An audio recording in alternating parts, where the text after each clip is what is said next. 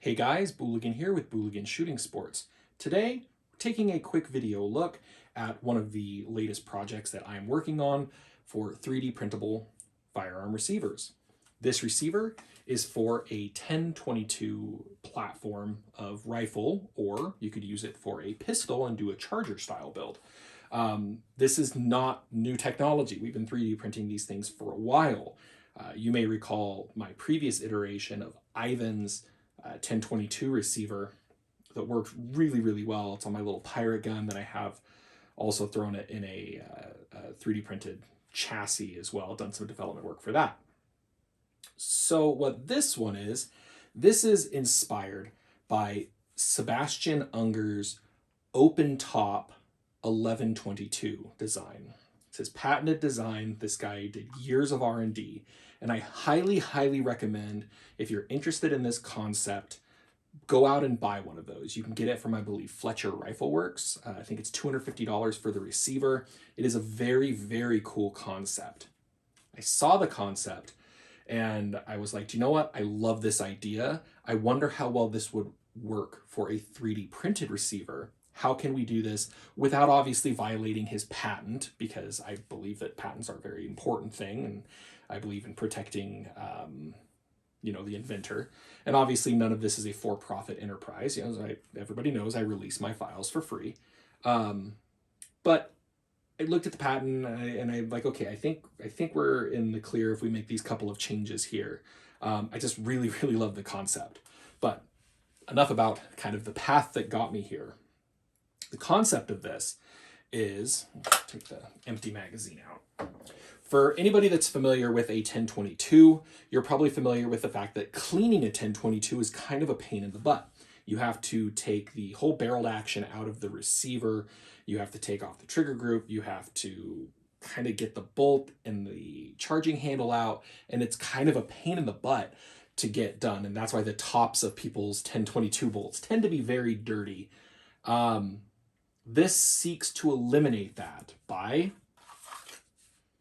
allowing you to have access to the top of all of those parts, as well as to remove those components for cleaning without having to disassemble the entire firearm.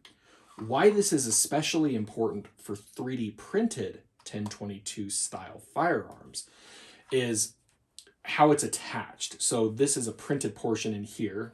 We'll pull out one of my kind of sample receivers here. This one's a little gnarly, but it was one of my proof of concepts. This bit here is threaded. You're just cutting sacrificial threads in the printed material. That's really good if you want to tighten it like once and then never loosen it or tighten it again, because the more you work that, the more it's going to risk stripping that out, and then you kind of have a junk receiver at that point. With this setup, you thread it in there once, tighten it once, and it's there. You're not really going to need to remove it again unless you need to do some, work on the trigger components or anything like that. This allows you, we'll see how well I can do this on camera. So I can cock the hammer back there, to simply, it's funny how I did a better job of this in my shorts demonstration of this. There you go. Take out the charging handle and remove the bolt. You can now clean both of these components easily. You can clean the trigger group. You can clean the barrel through the breech end, and just have just a much, much easier time taking care of your firearm. Reassembly is just as simple. Put that there. And just lock that back in place. So you're not worried about bending. I know a lot of people bend these springs. It happens a lot when disassembling these on a normal 10-22, and it's just a pain in the butt. This is all then retained with this slide-on cover, and then I'm working out a pin system, but there'll be a pin or some other catch. That's where it looks like the patent mainly is with the retention system for the top cover. So I'm having to get a little bit creative because, again, as I said, I respect Sebastian's patent, and I want to make this concept work without infringing on his patent in any way. So I'm still working on a retention method for this top latch. That being said, it's a tight fit, and just with normal operation, it shouldn't loosen up and it shouldn't cause problems, but I'm still working on some systems for that. Now, the problem becomes, okay, so you have your top cover movable. How do you mount sights? How do you mount an optic? Well, there will be two iterations of this. There will be one iteration with just iron sights. Your iron sights on these are mounted on the barrel, unless you go with tech sights or something like that. So your iron sights are on the barrel with this little rail segment not there, then there you go. But again, I really like what Sebastian did, and he actually has a rail segment built in as part of the receiver itself. In this case, it prints. This is my kind of first functional prototype to put some rounds through it. My next version is going to have, instead of the rail being here, because you can see it's got like it's got some flex. Now it's going to flex and return back, but obviously it's a sighting system where we don't want any flex there at all.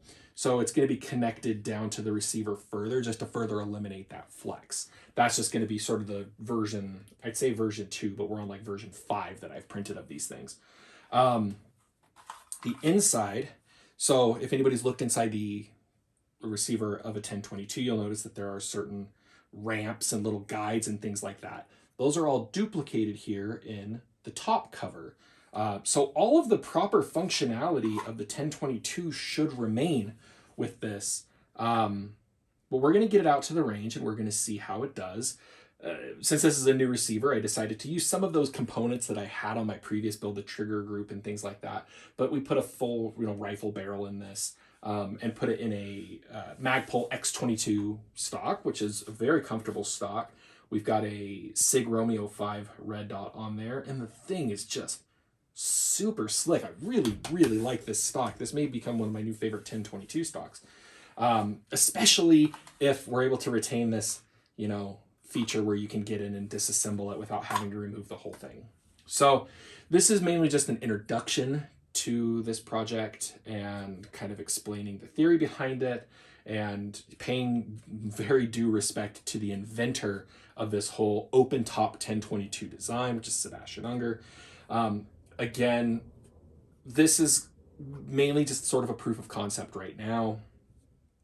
Once I dial in a setup that works and we get beta tested and is in the clear as far as the patent goes, we'll release the file to be printable.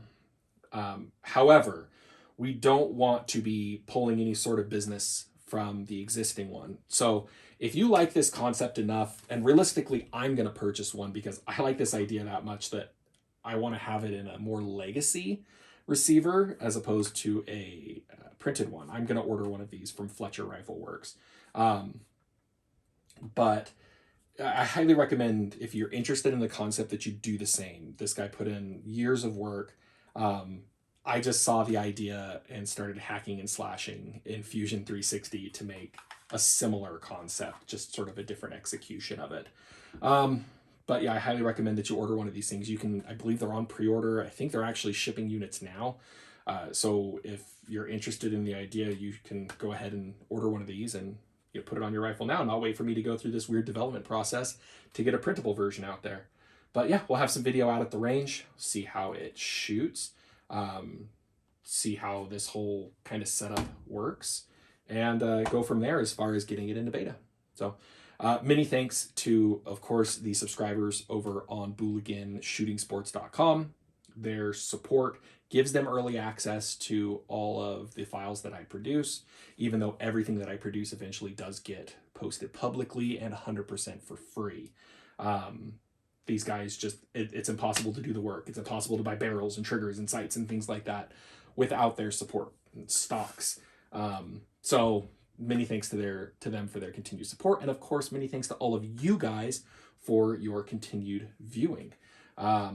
Stay tuned for more on this, but I'll give you just, some close-ups of the system here before we go. As you can see that view in there, that top cover, and it just slides right in place. A very, very cool concept, a very easy way to clean and maintain your 1022. And frankly, should be a factory option. Ruger should have jumped on this. Ruger should have paid Sebastian for the design when he came to them, but he's doing it on his own now. So thanks for watching.